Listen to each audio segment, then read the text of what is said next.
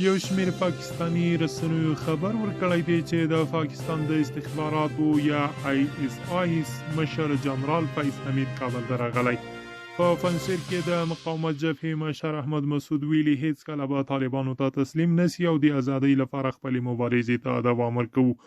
امریکا وایي له افغانستان سره به بشري مرستو ته لا پراختیا ورکړو. بلخوا بیا امریکا وایي موږ به د کابل تر سقوط وروسته لا هم 50,000 افغان وګړي خپل هیواد ته بوزو.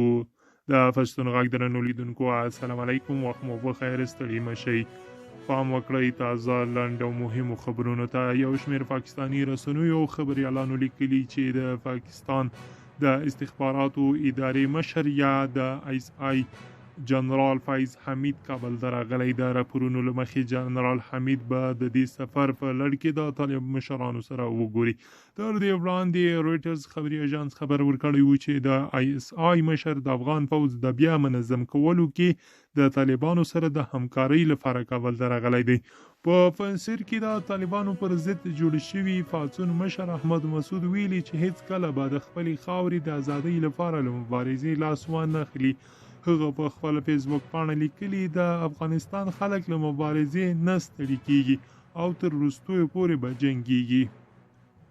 بلخوا بیا امریکا له افغانستان سره بشري مرستو ته دوام ورکوي. وال سټریټ ژورنال ورځپاڼې لیکلي چې امریکا او ملګري افغانستان ته بشري مرستې رسول پیلوي، خو پر طالبانو به له نږدې څار ساتي چې خیریه کارکونکو سره څه ډول چلند کوي. د نړیوالې پراختیا لپاره د امریکا اداره په $380 میلیونه ډیرې پیسې چې د طالبانو تر واکمن کېدو وړاندې افغانستان ته په پام کې نیول شوي پر مرستو ولګوي. په دې کې په خوراکي توکي وي، دارو، درمل او نورې بشري مرستې شاملې دي چې اوسنی اقتصادي کړکېچ کې له خلکو سره مرسته کولی شي.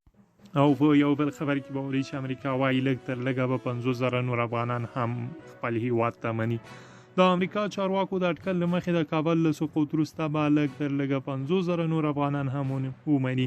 د امریکا د کورني امنیت وزیر الیجاندرو مایوکس وایي دوی پر خپلو ژمنو ولاړ دي.